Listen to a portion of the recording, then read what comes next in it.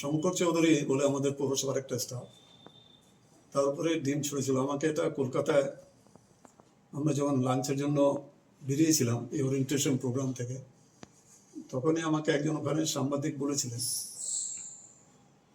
যে আপনারা পৌরসভায় ওখানে বিক্ষোভ হচ্ছে, আপনি কি বলছেন, আপনার রেজিগনেশনও চাচ্ছে ওরা। আমি বলেছিলাম যে সামনে তো পৌরসভা নির্বাচন আছে, ফেব্রুয়ারি মাসে নির্বাচনটা হোক, পাশাপাশি ডিম ছোড়ার যে ব্যাপারটা আছে এটা আমি বলেছিলাম ওখান থেকে যে আমরা আইনানুগ আমরা ব্যবস্থাটা নেব। যেহেতু শঙ্কর চৌধুরীর উপরে একটা বিধানসভা নির্বাচন চলাকালীন একটা ওর সঙ্গে একটু যারা ওখানে ভোট চেতে গেছিলেন ওনাদের সঙ্গে একটা কথা কাটাকাটি হয়েছিল, পরবর্তীকালে জেনেছি যে একটা থানায় তখন মামলা হয়েছিল। তো এই সংস্কৃতিটা আমাদের না। বিশেষ করে ইসলামপুরে আমি 1983 সালে পঞ্চায়েত প্রধান, তখন তো সিপিএমের রমরমা বাজার।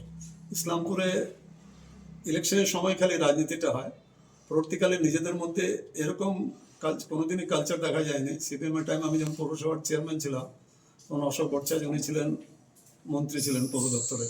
আমি যখন কলকাতায় যেতাম উনি বলতেন আপনি কলকাতায় আসেন কেন, আপনি শিলিগুড়িতে আসেন, ওখানে আপনি যা আপনার বলার সেখানে আপনি বলতে পারবেন।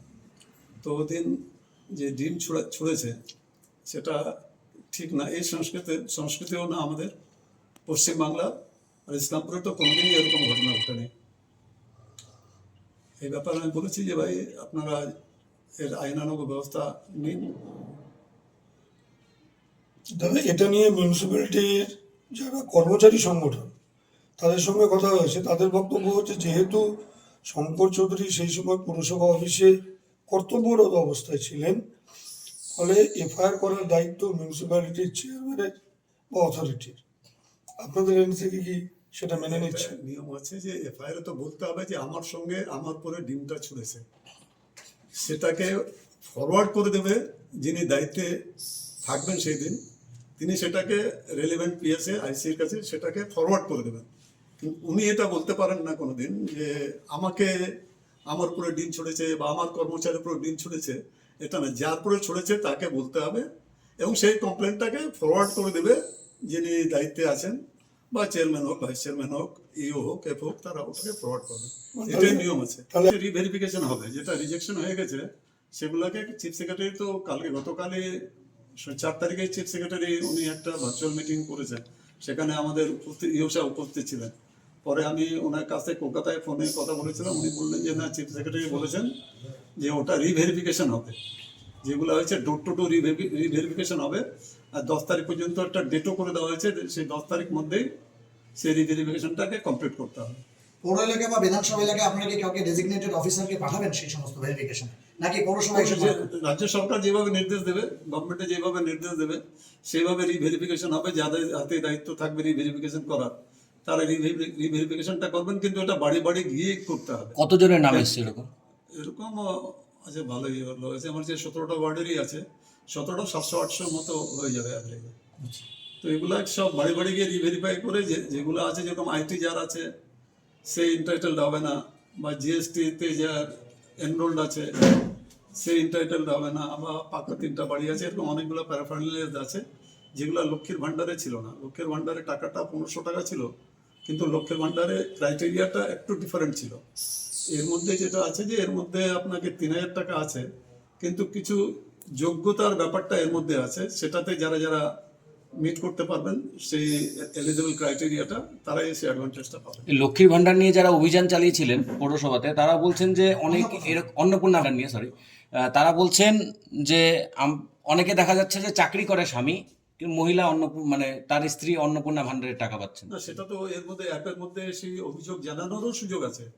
সেই অ্যাপের মধ্যে যদি কেউ অভিযোগ জানায় তো সে বাদ পড়ে যাবে, সেই সুযোগটা আছে এই অ্যাপের মধ্যে।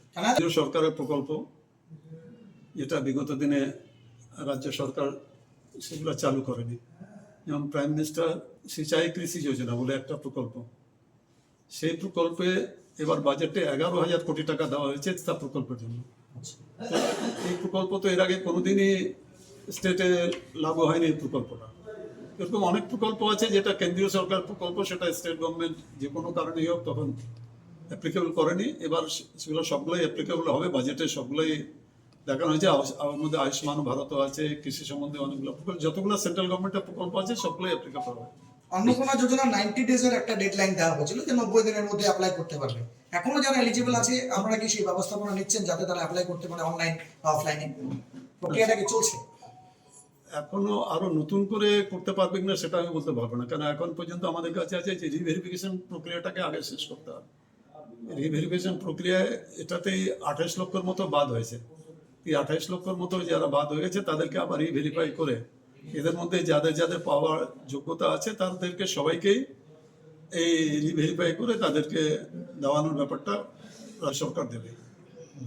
শেষ প্রশ্ন, ইসলামপুরকে জেলার দাবি আপনি বিধানসভায় তুলবেন কিনা মানুষ জানতে চাই। আমরা ওদিনও যেদিন মুখ্যমন্ত্রী আসছিলেন মালদায় অ্যাডমিনিস্ট্রেটিভ মিটিংয়ে, সেখানে আমি আর রব্বানী সাহেব দুজনেই বলেছিলাম যে ইসলামপুরকে জেলা করতে হবে। আর এবারও তো বাজেটে কয়েকটা জেলা ঘোষণা হয়েছে, আমরা নিশ্চয়ই ইসলামপুর জেলার দাবিটা তো